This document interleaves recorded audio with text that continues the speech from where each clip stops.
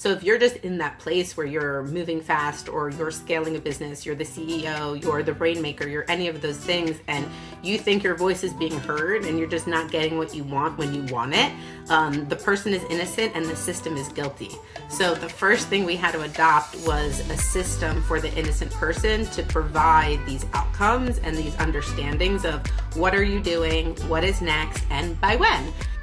How do entrepreneurs, thought leaders, and experts like you scale a massive business all while having fun and impacting lives? Welcome to the Play Bigger podcast. I'm your host, Raquel Quinnett, business coach, real estate entrepreneur, investor, wife, and sports mom.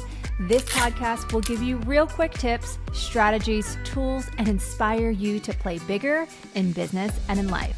Are you ready? Let's grow to the next level. If you've ever felt like your business is growing, but your back end feels shaky, or you know you're capable of more, but something operationally isn't clicking, this episode is for you. Today, you're hearing from Jen Schiff, the COO of the Align team and one of the strongest operators in the real estate industry. She's helped scale multiple businesses. She's worked along with some of the top CEOs and understands exactly what it takes to grow without breaking your systems or yourself. And in this episode, we break down how to scale a real estate business with strong operations, what to look for when hiring or developing the right talent, the non-negotiable systems that every single agent or team needs to scale sustainably. So if you are a solo agent, a team leader, or a CEO who wants real momentum, not just more activity, this conversation will give you the clarity behind the scenes that most people never talk about it. So let's dive right into it. All right, welcome to the Play Bigger podcast. This show is for entrepreneurs who want to play bigger in business and in life. And oh my gosh, today I have a very, very special guest. This is a woman who I have always wanted on the show, and I have begged and pleaded, and it's been years and seasons, and I'm like, okay, she's got to finally come on the show. And so this woman, you are going to want to hear from her, because whether you are listening to this in your car or you're watching this on YouTube, she is one of the best in the industry when it comes to operations. She's a dynamic leader, and I know this because she has scaled so many things, multiple businesses. And you all know I love to talk to people who walk the talk and actually have experience under their belt. And I know this because I've worked with her in multiple environments, and I'm excited to have this conversation with the one and only Jen Schiff. Welcome to the show. What a warm welcome. Thank you so much. And hi, everybody. What an honor to be here. And I cannot wait to be able to collaborate with you through this.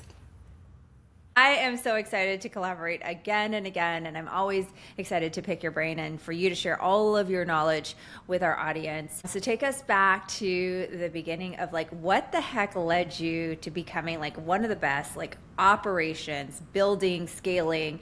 I'm not talking about just hiring an assistant and having some SOP. This woman kills it when it comes to real estate operations. Well, in the beginning, I knew nothing, like most people. So yeah. I think in all fairness, it's really about the journey that gets us to these incredible warm welcomes and the results that we really all look for. The path is always failure. I would say that's really understanding what it looks like in the beginning. And it's being able to learn how to do things enough times with the tenacity to keep going. And I think it really starts with perspective that you carry through each experience that gives you a chance to actually see how things work.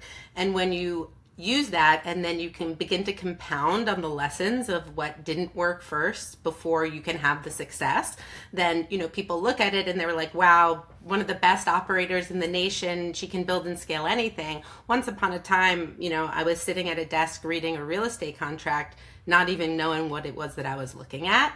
And so for everybody, I think it's just the willingness to act and act fast that probably gets you to the place in which you can compound success. And that was the beginning for me. It was just how fast can I act through knowing nothing and failing at everything and absorbing. I really spent about a decade like taking courses and being coached by multiple coaches before I ever attempted to teach anybody anything. And, it's the comparison of seasons that I think happens sometimes. And I may be in a season now that we can look back and say I scaled so many things. Yet at the beginning, like everyone else, I was just actually attempting to figure out what a real estate transaction was. Oh my gosh. I mean, talk about like fast. Was that always the thing in the beginning, is like moving fast, or did you just learn that over time after being in so many different businesses? Because a lot of people don't move as fast as this woman that you're listening to. I would say part of it is how I was made. Part of it is a desire, like my love language is results. So I was taught early on by one of my mentors, when you focus on strategy, more strategy will appear for you. And when you focus on a result, you're forced to an outcome. And I love results and I love outcomes. So speed became part of how I felt like I was doing well at what I was working towards. And a combination of that natural speed in which I probably process, and then the desire to be failing enough times to make it work would create that capacity for learning quicker and just doing it's here's where we are and what's next is how I wake up every day. This is why I get along with this woman, because y'all know how much I love results. And so, like, when we speak the same love language, like anything can happen. And so, you've worked with a lot of like top performers. You've been in this industry for quite some time. What would you say that most top performers, if you were to look at all of them, what's one habit do you think that they have all in common? They're willing to spend the time in relationships to get outcomes. Okay. And as a COO, what does playing bigger mean to you behind the scenes of like high performing businesses? I would say that the game in the ops world is how fast can you grow without it actually breaking. And which leads me to my next question is like, what's the biggest operational mistake that you see teams or agents doing, and how can they avoid them earlier? Well, it looks different at every stage of the business because my goal in operations, I always tell people, I come from a place where I love systems, I love strategy, and what those systems and strategies are going to get you are new sets of problems. So we're always solving for another problem set based on how the business is growing. I think it's those who believe that we're attempting to get to a place where there are no problems and nothing is broken. That is often the delusion in business building, and the reason so many people don't have the capacity or the tenacity to actually scale the business, because they get so stuck in things that may not be the way they want them today. Yet I think that's part of building a plane while it flies. There's always going to be something you have to go work on. Yet again, just ultimately being able to structure and work through that, I think, is the compounding effect of being able to grow the business and not get stuck in what isn't happening versus like just what needs to happen next, because it's always iterative. Yeah. You know, one of the things when it comes to operations is hiring, right? When you're building and you're scaling, we've learned over the years of hiring great talent. So how does somebody find a unicorn like Jen? And if you lost your key person today, like how would you find talent, and how has it evolved and changed over the years? I'm laughing because as you're asking that question, I have tears in my eyes thinking about how I think it was maybe 2017. We were walking around a conference of 13,000 agents wearing shirts that said, "We're unicorn hunters." Are you Hunters. unicorn? Yeah, it was literally a unicorn, and it said, "Unicorn hunters, are you our next unicorn?" So, it started in all the different ways of ultimately just getting people to know what you were up to and that you had incredible opportunities. In real estate and the industry in general, one of the things that I find most fascinating is how many actual opportunities they have, or a real estate business owner may have, that they don't understand exist because of the limitations of potential brokerage or just the circles, or there's different models and dynamics that a lot of people just aren't aware of. So part of it was really, and always is, the awareness of, hey, like there is actually a different option to meet you where you are today and to build this life by design that we all promise each other in each and every dynamic of those models, through brokerage, through coaching, through mentorship. And I believe that, as you know, for myself, I used to love everybody because I knew that everybody was the next best person to solve the pain that we were in, right? At first, it was just about, I'm in a ton of pain and who is willing to perform inside this role. And we learned, and Raquel, we could tell stories forever. We would need multiple podcasts. We need our own show. For sure. It didn't always work out that way. And there was so many learning lessons of being able to match like behavior with role clarity, with expectation, with careability or accountability, whatever you're used to calling it. And learning as we go who and what was really in alignment to, I think, core values and mission became the shift, and knowing earlier on behavior and mindset and belief systems were often the tools that we needed to use to find the right people to run on the rocket ship. And not everybody is for everybody. And so some people love to be accountable and to grow and to be learning and to see where their daily opportunities are. And some people don't love feedback. And so there's, again, different environments for different people, and learning that to create a really strong operational and foundational structure for the businesses that I've been able to scale has really been huge. And we still don't get it right all the time, right? So it's not like, hey, one day you wake up and you're perfect. We've gotten a lot better from where I started to now. I have multiple people that have been with me many years and grow within the infrastructure in the ways that they want to grow. Yet there is, I always say, the cemetery of those who did not quite get through that journey with me for whatever the reason may be. So hiring is obviously one thing. And then, let's say you pick like the next best person and they actually perform. How do you like ensure, and I know a lot of people are thinking this, like how do you ensure like the onboarding is right and like the person is in the right seat? Like how do you like fast track that success of an assistant, of a marketing person, of a social media person in your book of like operations? Well, if we're fast tracking it, I would say that right now there are actual models in the industry that would give people the leverage to stay in their superpower and to let other enterprises help service those levers of business. That would be my recommendation for the full access to speed and scale today, because those have developed just in the last several years.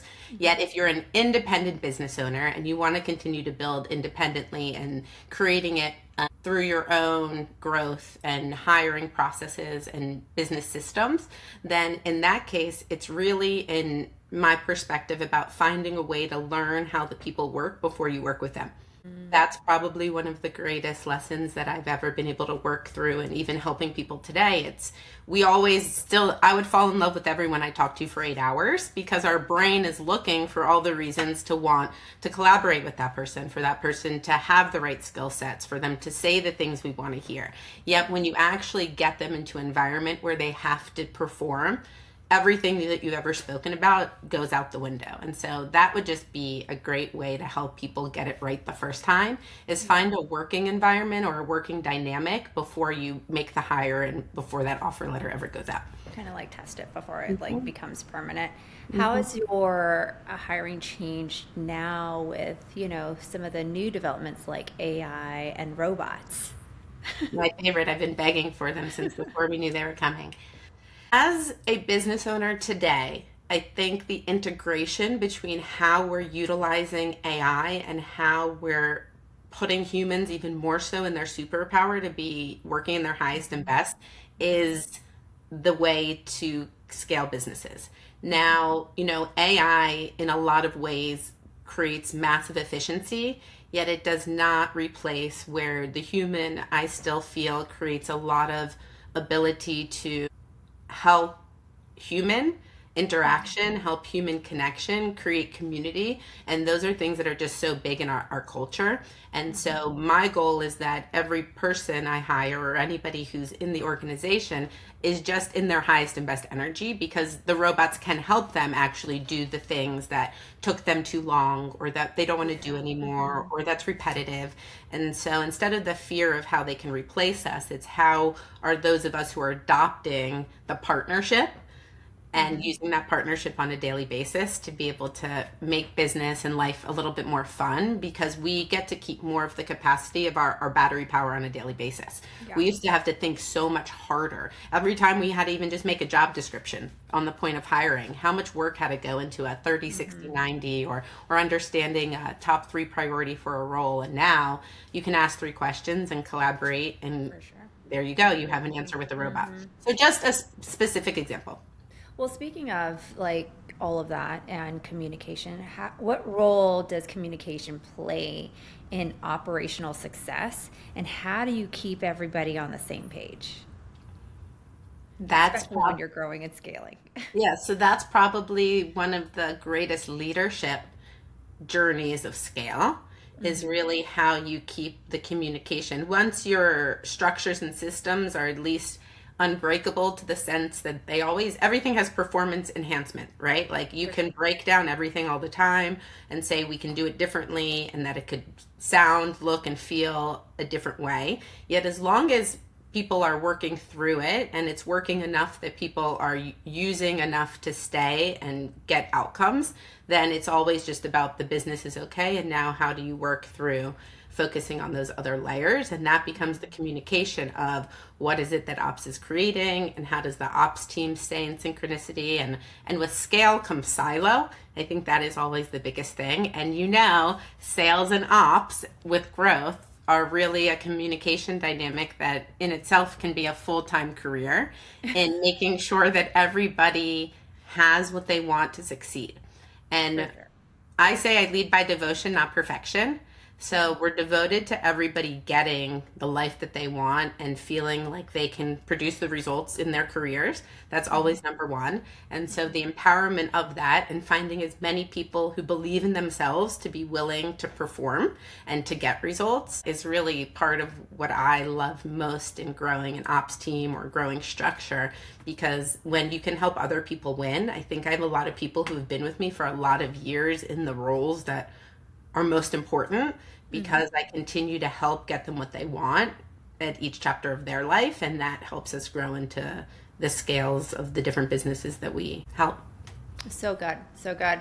So if you were to break down, and there's so many systems obviously in business in general and in real estate, is if you were to break down, if an agent had to start today and you could give them advice on all of your knowledge, is like, what's the top 3 system that every agent business should have today that's dialed in?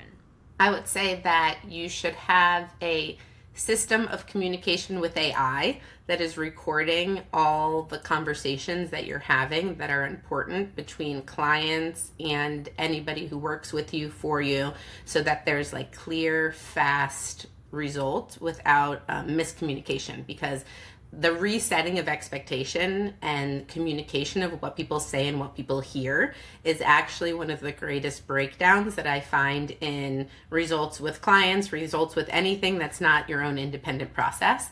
So with AI today, the tools that are available really do transcend that and give everyone a way to be clear, step one, and refer back to something. So I would say that is a number one structure to have in a business. After that, I would say it would be around your database and who you are willing to have conversations with, and how you add new relationships to that consistently. There's 3 parts of database that I feel are really important to always have with those that you're going to talk to over and over within a year. And so a CRM and a database structure that goes outside of your brain. If your mind can't remember it, what can? And then speaking of that, I say that you are the CEO of your brain, and your brain is the CEO of your life.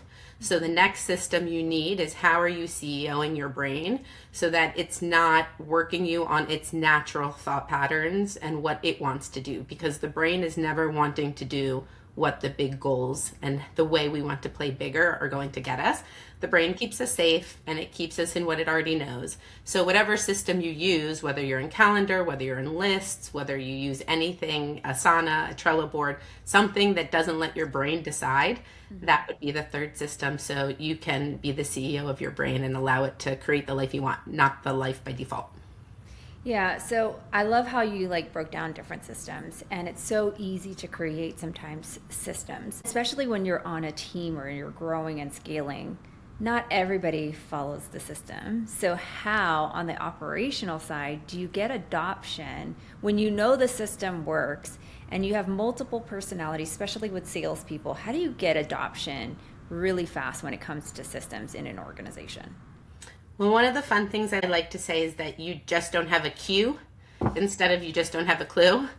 So a lot of it is just how do you habit formation, right? What it is that we're attempting to adopt or look at. So I really do look for that front of mind structure when adoption is in process so that we have a reminder usually of the reason it works, because we like to get some results before we would give it to everybody. But here's reasons that this is something that you would be interested in adopting. And then just a reminder and many reminders, meeting people where they are. So it's like, hi, come to me and see what I can do, because my brain's never going to tell me to go to the unfamiliar. So we really start with a cue and a win process and attempt to get people to wins fast. And it's a never ending loop, because depending on how much involvement sometimes someone had in something, they may be willing to utilize it faster, depending on the familiarity or the unfamiliarity based on past tools people have used. I mean, we can, again, podcast on podcasts about adoption and what works and what You doesn't. know, it's like one of the biggest challenges in businesses today. Because you can create anything, and if no one uses it, it doesn't matter. And if they resist it because it's unfamiliar and it's not brought to them effectively, then that's also a waste of time, energy, and effort on ops side as well. So this is the dance. You have to practice it every day. And through continuing, again, this is part of that tenacity, I think. And just like when it doesn't work, it's not that, oh, this is broken. It's, oh, like what has to be different mindset, like every day, what has to be different. And that's how you finally find something that you can then focus on the next problem. And then that thing goes and you go back to that. So again, that's the ops stance. I think it's running through the processes all the time, not building them once and leaving them alone. And it's a little bit, in all fairness, that whack-a-mole too, because when different sales and ops has priorities also, just in all fairness, tend to integrate with like vision and the types of bigger projects and things that you want to do too. About like Chat GPT, like how fast was one of the fastest adoption rates, right? It was very simple. It didn't work in the beginning. There was tons of bugs, but like what caused more and more people to adopt it even quicker is because they were hearing it more and more from other people using how much it had saved their time. I'm like, how do we take that same principle into business, whether it's on a team, a solo agent, or whatnot, to get that adoption so much quicker? Yeah. And it's the ease of use, the simplicity, right? For sure. For sure. It doesn't break, right? So, Jen, you've gone through a journey of lots of different businesses, and I love how your brain always thinks, like, what is one belief you had to unlearn? Because sometimes I think we always try to learn new things and tack on it for bigger goals, but sometimes I think we also have to unlearn things to get to our next level. So what's one belief that you've had to unlearn in your journey to get you to the next level? What a great question. So early in the journey, although I'm sure some people would say I still work on this, it would be really the way I perceived like feedback and being right and like understanding like perspective and learning how to really work with and through people so that we could all attempt to work on the same side. And I think through that, I also learned that not everybody will ever work on the same side. I think that was like a really hard journey for me and unlearning. I'm like, how is it that like everybody isn't meant for me? And then if somebody isn't meant for me, like I had to unlearn that that doesn't necessarily make me wrong. There was a lot of that, especially in my like coaching and consulting and like learning those processes when it was like hundreds of people processing through those years. Yet ultimately going back and just realizing like hearing and understanding perspective and meeting everything in a space that we can get to the same outcome on the same side is I think really the journey that I'm always on, but one of the big pieces that helped me get a lot further in helping others. Yeah. You know, speaking of like helping others, you help a lot of like CEOs with their vision and for it like coming to life, right? It's not a very easy task because CEOs have multiple ideas constant, like their brain never stops. So after working with so many different like CEOs, like what's one lesson you think you've learned from them?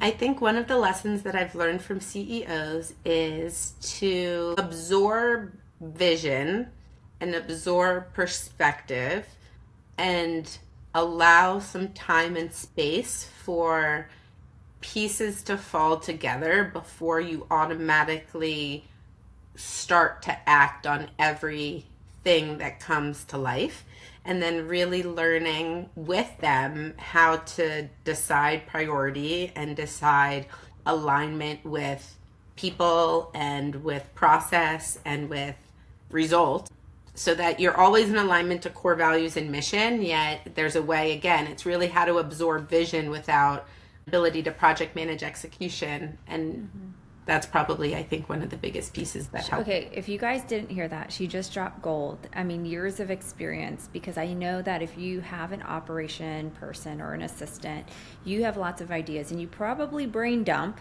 and your assistant actually wants to go and execute fast. And then you've realized when you're working in a fast paced environment and you want to scale everything, it's like, how do you actually prioritize? And it's understanding the vision and understanding the leaders' like ideas to figure out, okay, do I need to just put this on park until it gets flushed out as an idea, or do I actually take the whole organization, redirect our initiatives, and go execute on this? That is a skill that I think a lot of assistants or operationals like have to learn over time, and she just gave it to you like in a awesome nugget, right? Yeah. Because I mean, like, we hire a lot of operational people and it like takes time for them to go, what takes priority.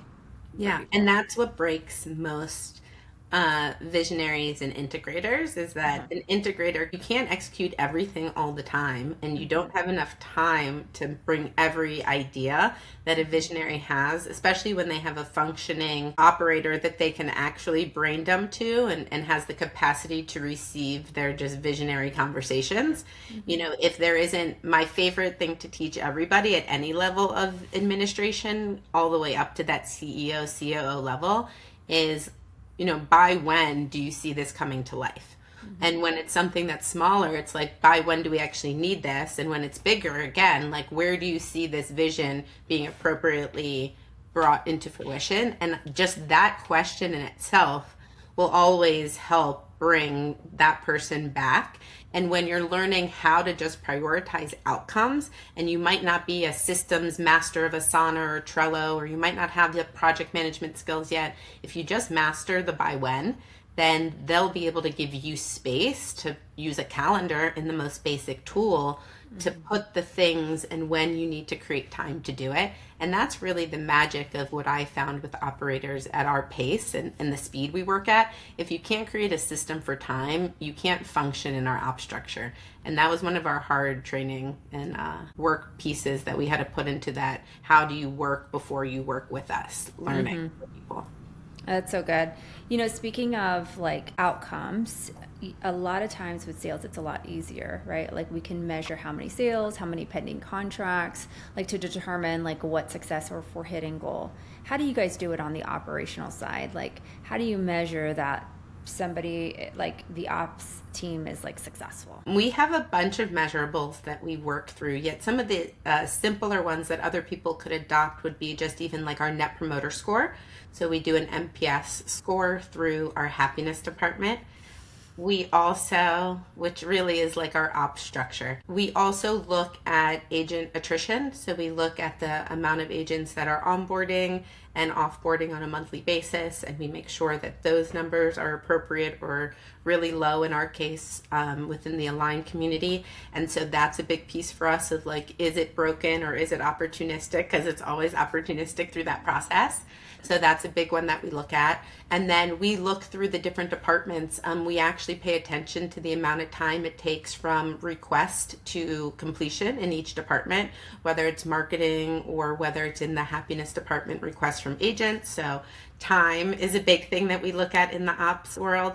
And then we set benchmarks around each department, whether it's AI adoption or whether it's their social media metrics or whatever specific sprints we may be running on. So we actually at a weekly basis will review these and see like what do we need to lean into, what do we need to lean out of. When we want to get certain big tasks done, we will pay attention to a commitment of a certain amount of minutes a week. And then we say, okay, I committed to 90 minutes and this is what 90 minutes actually got me, versus saying I'm going to get an outcome every week, because in ops sometimes you can't do that, and then it sets us up for like internal stress and failure. So it's just, okay, this was the amount of time on task, I applied this time on task, here I am. And that's been really powerful for our team to empower their work. So again, there's a bunch of them, but there are some ones that it's really just not a guessing game. We look at all of those things on an actual weekly basis. Yeah, well, speaking of that, what tools have been some of your favorites when it comes to measuring some of the things on the ops side? Or what's like some tools you cannot live without? Everything lives in Asana for us, and Asana's connected to, our main data structure. So everything for us pulls between like Asana, Airtable, and then we present all of our data in an EOS scoreboard. So those are the ways that we look at all of it on a weekly basis. Okay, and when she says Asana, this Asana is not your typical Asana. It's like Asana on steroids. And if Jen ever decides to do a class or something in the future where she shares her Asana and how it works, you will be blown away. I had no idea Asana could do that many things. So, like I said, she is a great ops person that like can scale anything and that can connect anything. She just needs to know how your brain works. And one thing I would say with Asana, because again, I want this not to be about how you get to the result and it sounds so Correct. great that I can do this, but like how do you create this for yourself? This started with us just breaking down over and over and over again and over again, and we just couldn't break down anymore between what we were asking for and how things were executed and how people held responsibility for it. So it's about 10 years in the making. Yet once upon a time, that's just what kept happening. So if you're just in that place where you're moving fast or you're scaling a business, you're the CEO, you're the rainmaker, you're any of those things, and you think your voice is being heard and you're just not getting what you want when you want it, the person is innocent and the system is guilty. So the first thing we had to adopt was a system for the innocent person to provide these outcomes and these understandings of what are you doing, what is next, and by when. So that was the beginning. And now, we talked about that cemetery of people who aren't able to like really work at the speed and the way we work. What I found is that nobody has ever come to me utilizing Asana. Nobody has had the habit.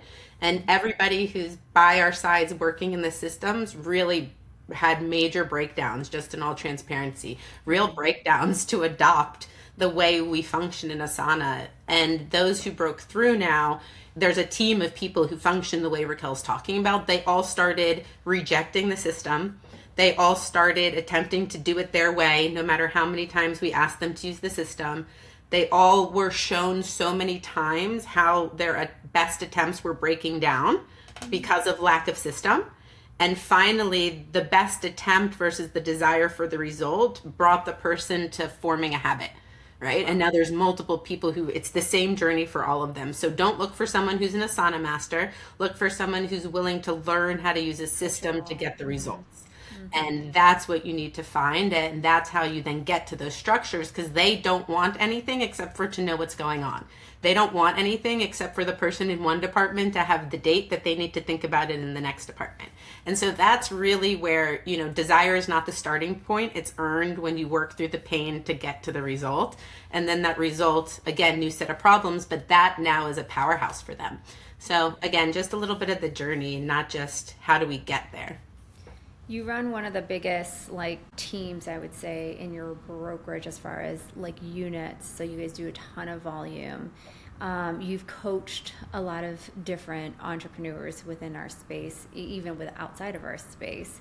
What would you say is some of the biggest mistakes entrepreneur they make, or like when a business is stuck because you see so many people's businesses, like what would you do to actually get it back into momentum? Because let's face it, like even this year alone, a lot of agents struggled to have really good years. So from an operational standpoint, what would you do to help an organization scale and not say stuck at or plateau in their business? Well, I would say that to answer the first question, what keeps people from actually getting what they want in their business and what they envision is not being willing to inspect what you expect, and really believing that you're going to leverage your way out of the things that you don't want to do without pouring into somebody. Even the best of people, even more so, are in partnership with you because they think 1 + 1 = 1,000, not them alone in a room producing outcomes for you that you don't want to produce. And so it's really finding the way to, we say, act in careability, right? It's not just, hey, a month later, what happened? It's every day, every week. How can I help you make sure the outcomes are occurring in real time because I'm there for you? I think that is one of the biggest breaking points that I find between talent and just scaling people, which is what you really need at the level most of us are looking for. As far as taking an organization that is stuck and being able to break it through scale, because that's one of my favorite things to do, a lot of that has to do with the systems that you are using to scale growing faster in whatever mechanism that may be. So a lot of people really get stuck because they don't know how to turn on that like next growth lever and not break the business. So it's finding that balance between, it's like, how do you make sure that the structure can quadruple you? And then how do you know what growth mechanism gives you the ability to be able to produce a result that you can, in my opinion, stand behind? Like, that's really important to me. And when those two things are able to be met, like anything is possible. I would say that it's a really cool journey for Align specifically, that there was that point, that they were in that ceiling when we began to then turn Align into a platform and an opportunity to really bring real estate business owners a different outcome, just not a real estate team. And through a market where not everyone is winning, we've been able to, double and then continue to grow those outcomes and nearly double revenue and continue to increase profit. And I think a lot of that is the mechanism of just the system structure being able to work through the unwavering need to change activity based on market cycle. And so that's the biggest thing. Someone once told us that when you talk to 20 people a day and it's not enough, you talk to 40 until you get the result.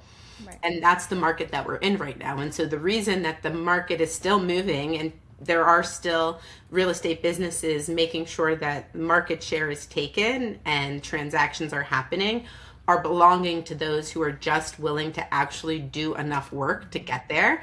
And it's the only thing still left that I see. And I say every day, the day I see the work stop working is the day that we're going to need to figure out something different. Yet I'm honored to say that for everyone who ever watches this, the work is still very much working.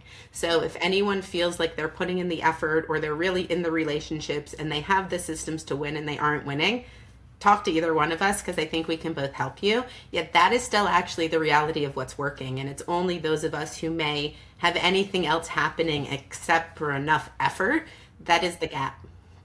At the end of the day, you still got to do the reps. You can have all the pretty systems, you can have the most talented people, but business does not work without doing the reps and the real work. So I love that you said that, Jen. You have dropped a ton of nuggets for us on this episode when it comes to all things like leadership, ops, adoption, all the things. Is what's next for Miss Jen Schiff? Like, what are you excited about? What are you working on? I'm always curious as to what is next for a woman that has done so much already. I am really passionate about taking the experiences that I've had up to this point in scaling and building businesses and continuing to make that impact in entrepreneurship. I'm very passionate about female entrepreneurship and business building, yet I'm very much in the space with my Align family as well as in my other business and consulting structures of just helping businesses win and showing the possibility to get the lives that we desire. I've never been more passionate about knowing how it works to make it work for people. And so I get really energized in the opportunity to build big businesses. Amazing. Where can people connect with you? You can find me on Instagram at Jen the Queen Schiff. So you can DM me at any time. Or you can also email me at jen@alignteam.com. Oh, say that again for the audience. JEN, one N. One N, Jen. And we will also put that in the show notes so that you guys can have her link to email her or connect with her on Instagram. And as we wrap up, there's always one question that I ask every single guest on the show is, what does Jen do to play bigger in business or in life? What Jen does to play bigger in business and life is I look at every day as an opportunity to figure out how to be unstoppable. Ooh, mic drop. Jen, I want to thank you so much for being on our show. And I am excited to keep supporting you and keep cheering you on as you continue to play bigger, my friend. Thank you. This was such a pleasure, and I can't wait to see what 2026 brings everybody. Amazing. Thank you.